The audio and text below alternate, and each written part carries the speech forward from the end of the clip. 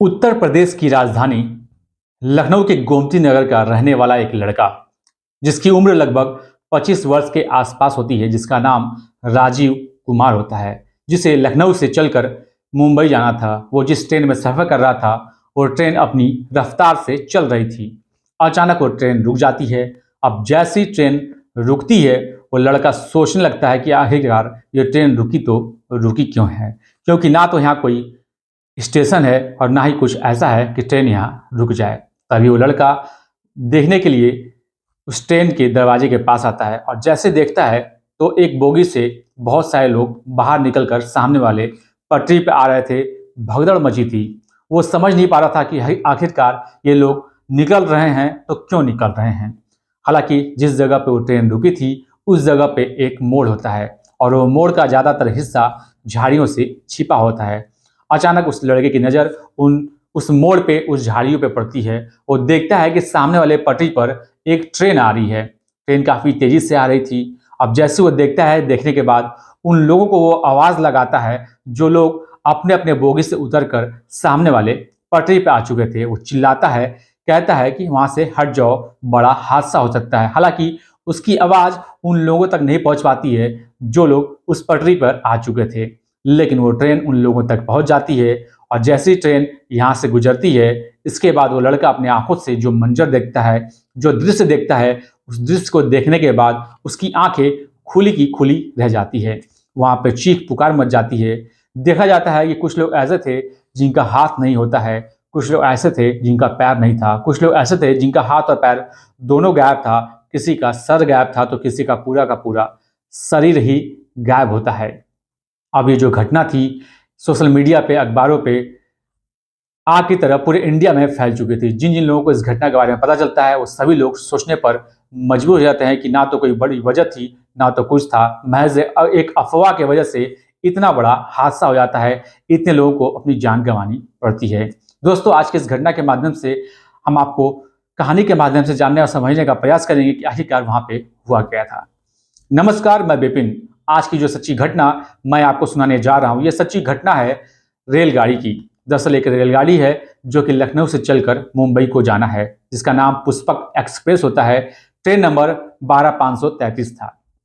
उस ट्रेन की एक D3 बोगी होती है, जनरल बोगी, जिसमें एक चाय वाला आता है। अक्सर जब चाय वाले आते हैं तो चाय चाय की आवाज़ लगाते हैं। हालांकि जिन यात्रियों को चाय लेना होता है वो चाय लेते हैं, बाकी लोग उसको इग्नोर करते हैं। उसी D3 बर्थ में, ऊपरी बर्थ पे, दो युवक बैठे होते हैं जो कि श्रावस्ती जिले के रहने वाले होते हैं। एक का नाम उदल होता है और दूसरे का नाम विजय था। वो दोनों उस चाय वाले की आवाज़ को ध्यान से सुनते हैं। वो चाय वाला कह रहा था कि पिछले वाले बोगी में आग लग चुकी है, सावधान हो जाइए। अब जैसी वो दोनों युवक उस चाय वाले की इस बात को सुनते हैं, आग की बात को सुनते हैं, वो घबरा जाते हैं, परेशान हो जाते हैं। वो सोचने लगते हैं, कहते हैं कि यार, अभी हाल ही में जैसे जयपुर में एक कंटेनर की वजह से ब्लास्ट हुआ था और बहुत सारे लोगों को अपनी जान गंवानी पड़ी थी, कहीं इस ट्रेन में भी इस आग की वजह से ऐसा ना हो जाए कि बहुत सारे लोगों को जान गंवानी पड़े।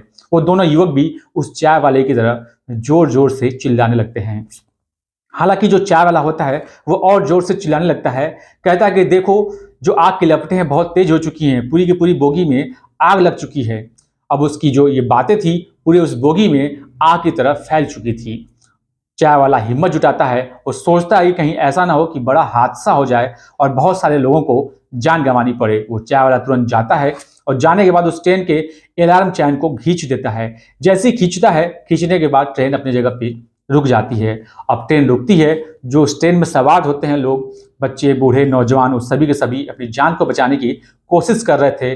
वो सोचते हैं कि अगर हम इस बोगी में रुकें तो हमें अपनी जान गंवानी पड़ जाएगी। हालांकि उस ट्रेन में दो तरफ दरवाजे थे।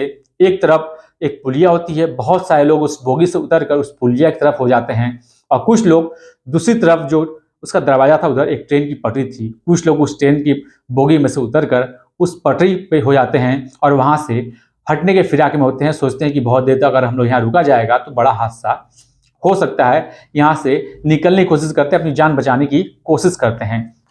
उसी ट्रेन में एक लखनऊ के गोमती नगर का रहने वाला एक लड़का होता है जिसका नाम राजीव कुमार होता है। वो उसी ट्रेन में सफर कर रहा था। वो सोचता है कि आखिरकार ट्रेन तो जो थी ठीक ठाक चल रही थी, रुक क्यों गई, ना तो कोई यहाँ पे स्टेशन है, ना ही कोई ऐसी वजह है। वो लड़का ये देखने के लिए अपने बोगी से निकलकर उस दरवाजे पे आता है। दरवाजे के दोनों डंडों को पकड़कर झांक कर देखता है। जैसे देखता है तो सामने उसे एक बोगी से बहुत सारे लोग निकलकर बाहर आते हुए दिखाई देते हैं, भगदड़ मची हुई दिखाई देती है। वो लड़का समझ नहीं पाता है कि आखिरकार बात क्या है। दरअसल ट्रेन जिस जगह पर रुकी हुई थी वहां एक मोड़ होता है। उस मोड़ का ज्यादातर हिस्सा उन झाड़ियों से, घास से छिप चुका था और वो मोड़ किसी को दिखाई दे ही नहीं रहा था। उस लड़के की नजर अचानक उस मोड़ पे पड़ती है। वो देखता है कि सामने वाली उस पटरी पे एक बहुत तेजी के साथ ट्रेन आ रही है। जो ट्रेन थी वो ट्रेन जसवंतपुर से चलकर उसको निजामुद्दीन के होते हुए दिल्ली जाना था। ट्रेन का नाम कर्नाटक एक्सप्रेस होता है। अब जैसे वो लड़का उस ट्रेन को देखता है, वो उन लोगों को आवाज लगाने लगता है, चीखने लगता है, चिल्लाने लगता है। उन लोगों को आवाज लगाता है जो लोग अपने अपने बोगी से उतरकर उस पटरी पे आ चुके थे। करीब 23 लोग उस पटरी पे थे। उन लोगों को आवाज लगाता है। हालांकि उस लड़के की आवाज उन 23 लोगों तक तो नहीं पहुंच पाती है, लेकिन वो ट्रेन जो थी वो ट्रेन उन 23 लोगों तक पहुंच जाती है। अब जैसे ट्रेन वहां से निकलती है तो देखता है अपनी आंखों से जो मंजर, उस मंजर को देखने के बाद, उस दृश्य को देखने के बाद उस लड़के की आंखें खुली की खुली रह जाती हैं। वो देखता है कि करीब मौके पर ही 13 लोगों की मौत हो चुकी थी, जिनमें से 8 पुरुष होते हैं और 2 महिलाएं होती हैं। करीब 10 लोग ऐसे होते हैं जो गंभीर रूप से घायल हो चुके होते हैं। जैसी ये सूचना आसपास के अधिकारियों को पता चलती है, रेलवे विभाग के, वो मौके पर पहुंच जाते हैं। साथ ही आसपास के गांव वाले भी पहुंचते हैं। वो देखते हैं कि तमाम लोग वहां पे ऐसे पड़े हुए थे जिनमें से बहुत सारे लोगों का हाथ गायब था तो बहुत सारे लोगों का पैर गायब था।